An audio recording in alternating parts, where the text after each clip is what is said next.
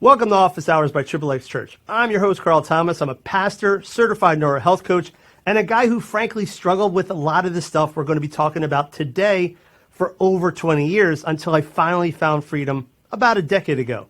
With me is our producer and my good friend Neil. Neil works with our ministry as a group leader and also has a degree in addiction and recovery counseling.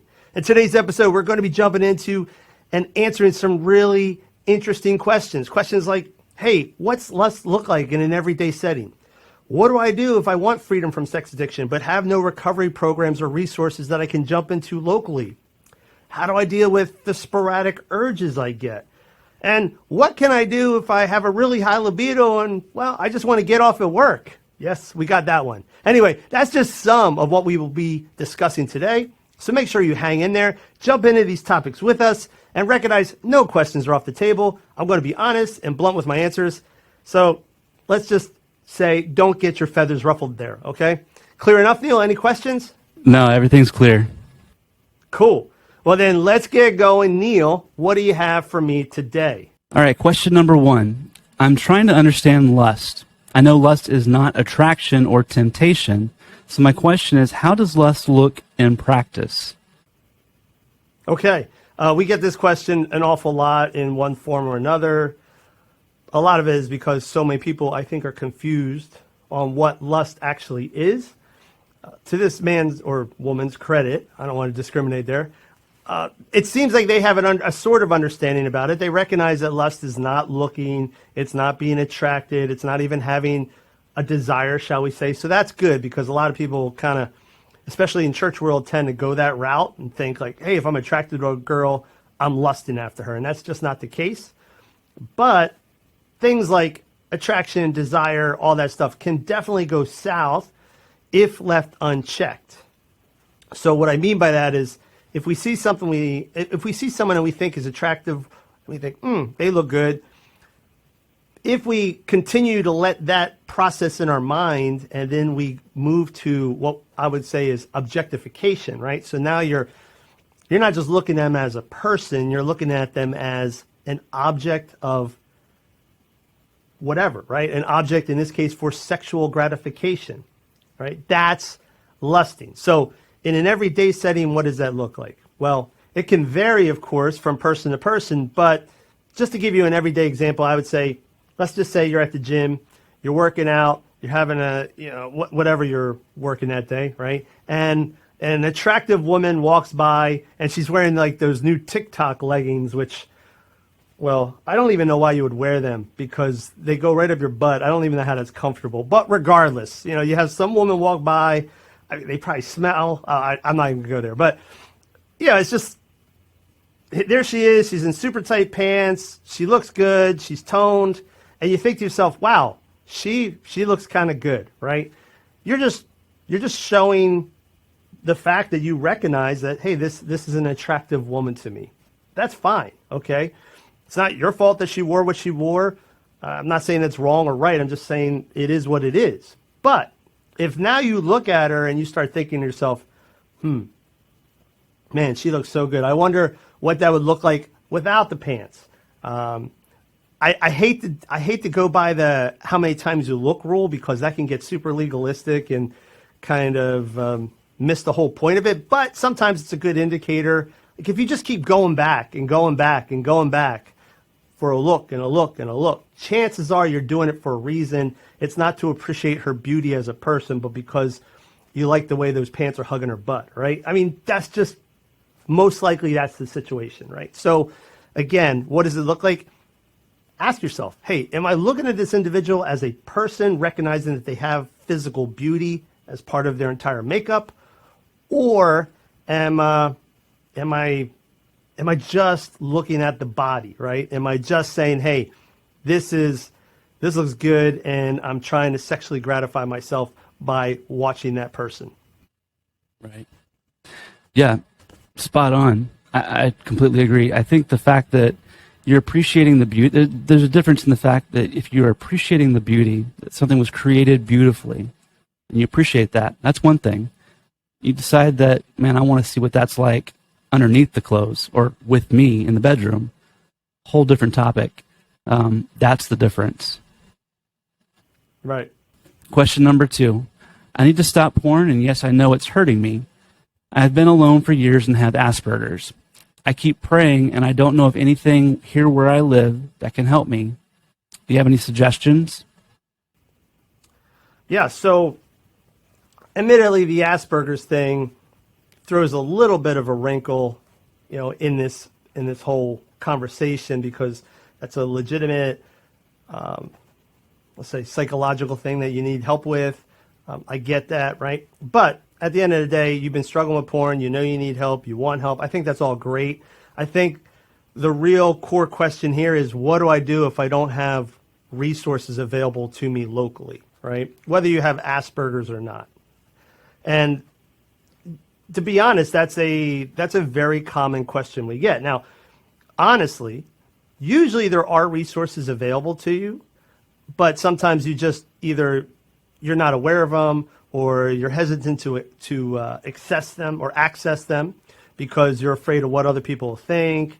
A lot of times churches offer programs, but no one shows up. I always joke about how churches are kind of in this catch-22 where a lot of them don't want to talk about porn, but when they finally get the guts to do it and launch some sort of recovery resource and put all this effort in, and they train up a leader, they have their first Wednesday night porn recovery group meeting, and like one guy shows up for the free donuts, right? So that being said, regardless of whether it's actual lack of resources or just perceived lack of resources, there's plenty of stuff online. That's not porn, right? That's recovery. So for instance, we have the XP Pure 30-day workshop. That's a recovery workshop, and I'm not pushing a workshop here. I'm saying there are workshops out there that you can do. There are some great books. There's also some terrible books, but there's some great books out there that you can read on this. We can link to a couple of those things. One book I really like is by Jay Stringer. It's called Unwanted. That's a great book. Steve Luff he's got a new book coming out. He's a friend of the show and of the ministry. That book's not coming out yet, but that's a great book. I can't remember what it's called off the top of my head, but there's some great books out there. There's also online recovery groups, right? There's several organizations that offer them. We have our own called Small Groups Online. We've been running that program for close to a decade now. Have 400 some men and women in those programs where they meet each week with the same group of people via video to talk about their struggles and what they're learning and so forth and so on. And we even have a guy I know of personally who's in one of those groups who actually has Asperger's. So that's not a disqualifier, right? And then there's like online recovery based communities such as the Live Free community, which again is part of what our ministry offers. And that is where you can sign up anonymously for all intents and purposes. No one's looking over your shoulder. You're on a computer. You sign up. You come into the community.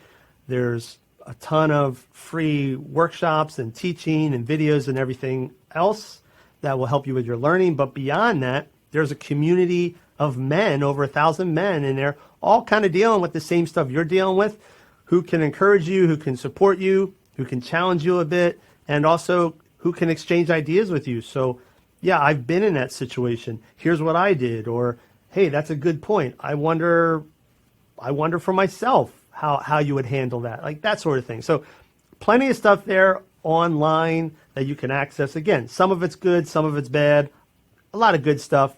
And you can find all the resources we offer, the workshop, Live Free, Small Groups Online at xxchurch.com right on the homepage. Yeah, absolutely. I think the biggest key here, let's face it, we're in the middle of a pandemic, and most people have lost a lot of their resources that were in person, obviously. So we're going online, and the online resources that are available, not just the ones that we offer, but there's so many. You do have resources available to you. So you do have things, places, organizations that can help you. So it's just a matter of getting online and reaching out and finding those, and then joining some kind of community. Yeah, absolutely. All right. Next question. Oftentimes, the temptation to watch porn will only come up maybe 2 or 3 times a month but it is so hard to say no to. Any advice on how to deal with sporadic urges? Yeah, so I've had this kind of talk, a different nature, but sort of the same idea of like this whole idea of, hey, it happens sporadically. It's not daily. It's not weekly. I remember I had a talk with a guy who was actually a youth pastor at the time, and he had convinced himself that his issue wasn't that big a deal because he only did it once a month. So it wasn't like a real addiction, right? It was just, hey, once in a while I jump in, but it's very infrequent. I don't think it's that big a deal. Of course, I told him, no, it is kind of a big deal, especially since you're a youth pastor, but that's a whole nother topic. Regardless, the idea of sporadic, what does that mean? I don't have the time here to go into all the science behind why some guys are daily, some guys are weekly, some guys maybe are monthly, right? But regardless, there's a pattern there, right? So we're not talking about, the other day I was on Netflix, I saw a movie with like a really hot woman, and then like I don't know what inspired me, but I went online, looked her up, and found some nude pics, right? That I write that off to, I'm not saying it's good, but I write that off to, hey, crap happens, right? Just like sometimes we all sometimes we all lie, sometimes we've all stolen at one point in our life, even if we don't think we've stolen, maybe we've cheated on our taxes, right? But I write that off to, hey, everybody messes up, everybody sins. What you're talking about is, hey, this is a pattern. It happens 2-3 times a month, every month on the regular, okay? If there's a pattern there, then that is a sign that there's something there you need to work on, right? It's not just, hey, I screwed up the other day. My horniness got the better of me. So how do you deal with that? Well, honestly, you deal with it the same way you deal with it even if you're a daily user, right? You still need to talk about it. You still need to figure out what was it about those 2 or 3 times a month that kind of trigger the desire to go look at porn. It's all the same principles, right? The severity might not be there, but it's still the same basic issues, right? You're still going to that well for a reason. Maybe it's just because 2-3 times a month you're having work deadlines, and like so the anxiety and the stress triggers the desire to go act out. Maybe it's something marital. I don't know your situation, but regardless, there's something there that you need to kind of work on and figure out what's going on. And then also, you should probably have some good accountability in your life, so you have people to talk to about this stuff when it comes up. Hey, the other day, man, I don't know what happened, but out of nowhere, I got hit with this urge to go look at porn. And now you have somebody there say, oh, really? What happened the other day? Well, I don't know. And then as you talk, maybe you start unlocking or figuring out some of the triggers, shall we say, for your acting out. So, Yeah. This might sound silly, but I think it's really important. I tell all my guys this in group. You need to have a plan. You need to sit down and put a plan in place first of all, let me rephrase. You need to figure out what the triggers are. What's driving you to want to look at porn? And that's a deep topic. That's a very deep topic, and it takes some time and effort. So if you really want this, you got to be willing to put in the time and effort. Once you figure out what the triggers are, then at that point, make a plan. Write something down if you have to. If I feel triggered in this way, this is what I'm going to do. I know that sounds silly, but it puts it into your mind. It kind of drills it in by writing it down. And then when those things come up, you know that you already have a plan in place. So it doesn't mean you're always going to follow it. But let's be honest, we're human. We don't always follow our plans, right? But having that plan in place gives you an idea of what to do when that moment comes up. So that's a way I would say to deal with sporadic urges. And for sure, find some community and find some counseling. Yeah, the accountability is a big factor. And like one thing I would also just say is, and I don't know if he didn't say so much in his question, it sounds like that he indulges. He just says he gets these urges, right? So one thing you need to be aware of or conscious of is the fact that like getting an urge, you didn't do anything wrong, right? Like sometimes we all get urges to do something. It's what you do after the urge. So, oh gosh, I kind of feel looking at porn today. Look, I kind of feel like looking at porn right now. Okay. Hey, listen, it happens. You don't need to go start feeling super guilty and shameful about the fact that that kind of came into your mind. But what are you going to go do now? Right. And like you said, you're playing. So, hey, maybe I'll reach out to my accountability partner. Or, hey, I'm on the computer and I know that this might not go anywhere positive. So I think I'll just close it down and go grab a coffee and let the moment pass. Right. I mean, I have a decade of freedom behind me, but every once in a while, something will come into my mind because I've bombarded my mind over the years with that stuff where it's just, where'd that come from? And the idea of like, well, you could still go look at it. But yeah, I could, but I'm just not going to, right? But don't feel super guilty about the fact that that idea came in your head. It happens. All right, next question. Hey, I've been struggling with porn for about 5 years now, and I don't know how to stop. I've been talking to my pastor, and he said he wanted me to sign up so that he can see if I go to a website that I'm not really supposed to go to, and I'm not sure where to go. I just really want help. Okay. Don't really know what the question here is, except for he needs help. But talking about the idea of like, hey, I went to my pastor, I have this issue, and your pastor's answer was, well, go download some filtering and accountability software so I can track you.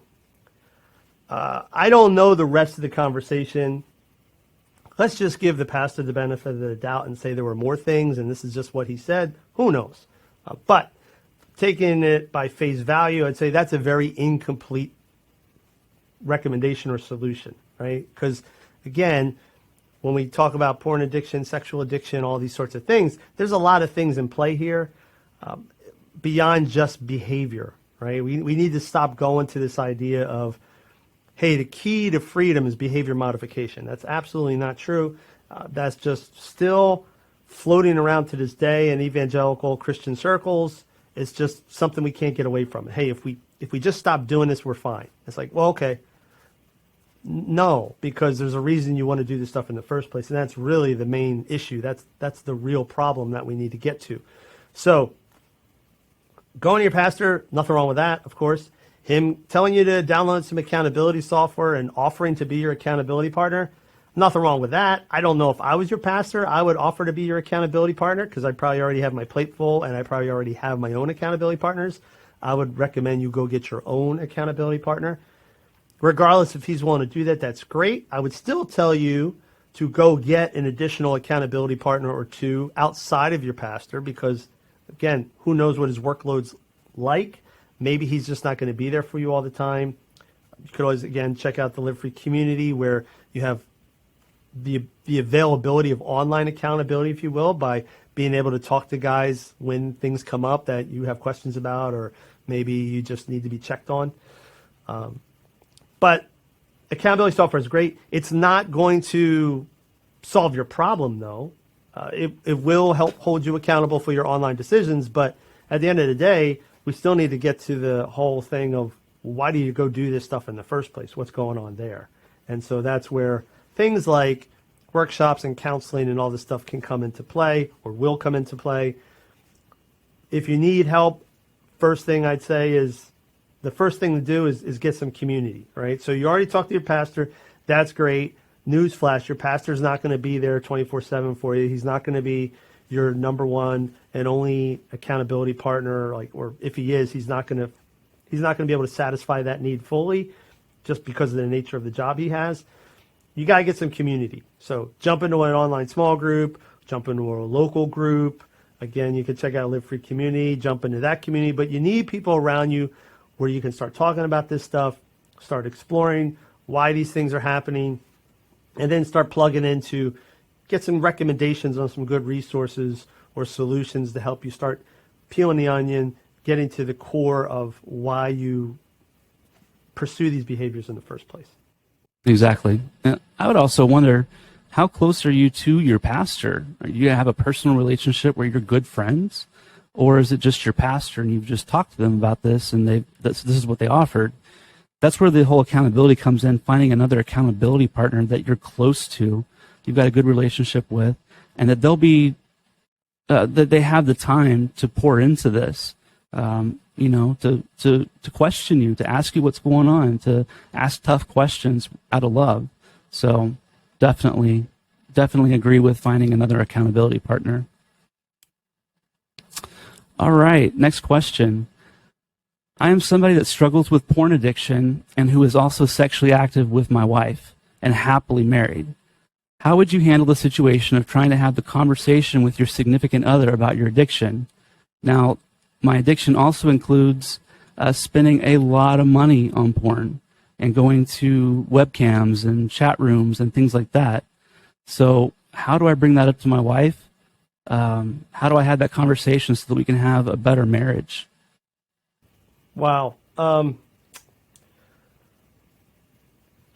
Yeah, so that's a tough situation, especially if you've never talked to her about it. I'm not going to give you a walkthrough on like how that conversation needs to look, because that is a larger topic. But you do need to have that conversation.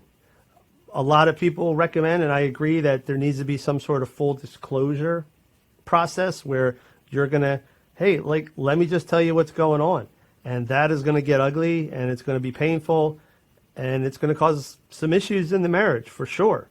But you can't ever move forward completely with freedom and recovery and all these other things and helping your marriage out if there's not a basis for trust and honesty. So you have to have that conversation, right? Some guys think, well, hey, I'll just tell her part of the story and then I'll keep leaking her details as things go on. Not a great idea, generally speaking, because it's like she's going to start wondering, well, how much else are you holding back? And then, to be honest, the way humans work, we will catastrophize the situation and start thinking, well, what else? Well, maybe he's going to look at prostitutes. Maybe he's doing this. Maybe he's doing that. She might start thinking that you're doing things you're not even doing. So you need to get your cards out on the table, take the lumps, right? Because there are going to be some. And then also be prepared for the fact that when you tell your wife about this, she's going to have to deal with her own recovery, if you will, in terms of healing. She's going to feel betrayed. She's going to feel damaged. She's going to be extremely hurt. And she's going to need resources and things that she can lean into to kind of support her during that time. That's why we offer groups for spouses with small groups online. That's why back in December we launched Live Free Wives, because we wanted a community for wives where they could find their own help in healing. Right? All that being said, that doesn't mean that you two come together, blow it up, and then go your separate ways and work on your own issues separately. There still needs to be working together through this process, right? And there's stages to it. There's absolutely stages to it in terms of, okay, hey, initial disclosure, to healing, to rebuilding intimacy, to moving past everything. Like it's a long process, but you need to have that conversation for sure. Absolutely. All right, last question. One of the things I found very difficult when trying to kick porn was, while single, was what do I do with the sexual activity when it strikes at the office? There are a lot of things I can do at home, but what can I do at the office when all I have is my computer and my cubicle? Well, the obvious answer is don't look at porn or masturbate in your cubicle, right? That's the obvious answer, because that will most likely get you fired and possibly thrown in jail if you expose yourself to a coworker. So let's just get that one out of the thing. But gosh, honestly, this is an example for me of you're asking in some respects the wrong question, right? It's like, well, hey, if I have the urge when I'm married, I have my wife, but when I'm at work, what do I do? And it's like, the question should not be, hey, what's my solution to sexual fulfillment when I'm away from my wife and at work? Like, that should not be the question, right? Why do we need sexual fulfillment at work, right? What is happening at work that's triggering your desire to act out? And beyond that, if your desire to act out at work is, hey, I have porn, I have masturbation, I have these things, but at home I have my wife, well, what's that mean? Does that mean your wife is basically your substitute for porn? That's not good either, right? I mean, I'm glad you're having sex with your wife, when at home and not opting to look at porn instead, but are you just approaching sex with your wife as basically an outlet for sex and overlooking what we talked about last week or the last couple weeks, just completely overlooking the whole intimacy factor and like, why do we have sex in the first place? Like, what's the purpose of sex? It's not just so we can orgasm, right? That is not the only purpose for sex. And when we approach sex in that way, it leads us it leads us down all sorts of the wrong paths. So the better question here is, why are you having these urges at work? What's happening at work? And have you done anything to address the fact that you have these desires to go look at porn and masturbate and things like that? Have you asked the question, why isn't my sex life with my wife and what I'm experiencing at home good enough? What is going on there? And if you haven't pursued any sort of recovery and your only solution so far has been, hey, I got married, well, dude, that's not going to help you, right? You're just, one book referred to, I won't mention the book's title, but talked about women as a methadone for porn. Like that's just terrible. Like that's a terrible way to think of and treat your wife, as like she's just this substitute for what I really want, right? So I would say we need to go back to the drawing board. I'm glad you're married. I'm glad you're not looking at porn at home. You definitely don't want to look at porn and masturbate at work because you'll probably get fired. Most companies these days have filters and surveillance and all sorts of things. But you need to address the whole, hey, what's going on here? Why do I want to do these things in the first place? And that's what we call recovery. And again, the steps to that are what we always outline is reach out to find that community where you can kind of have these conversations, have that accountability partner or partners where you can process this stuff out and start trying to figure out what's going on. Maybe you're going to need to go down the road of counseling at some point, but there's a lot more here that needs to be addressed and answered than just simply, what do I do when I get the urge at work? Right? Because that's absolutely not the best question to be asking right now. And again, not faulting you, not shaming you or anything like that. We do this stuff all the time as humans. We sometimes get so focused on one thing that we miss the bigger thing, right? And I think that's what's happening here. You're focused on the wrong question. Don't worry about how do you get satisfaction at work. Worry about why do you need satisfaction at work? And why do you want to go to these things in the first place? And why are you basically looking at your wife as a solution to your sexual urges rather than, hey, this is somebody that I'm supposed to share my life with and build intimacy through. And yes, part of that intimacy building is sex, right? So that's all I got on that. Yeah, great answer. Great answer. Well, Carl, that's all we got. All right, cool. Well, that was interesting, but love the questions. These are just examples of some of the stuff that come in that are very situationally specific, and that's the reason we do these office hours. So also, hey, if you're especially watching on YouTube, if you have comments or questions or anything like that, feel free to put them in the comment section below. We'd love to hear from you and know what's going through your mind. You can also go to xxchurch.com/office hours, and you can enter your questions in there for us to answer in an upcoming episode. So thank you, Neil. Appreciate your help as always. And we'll be back next week, folks. All right. Take care.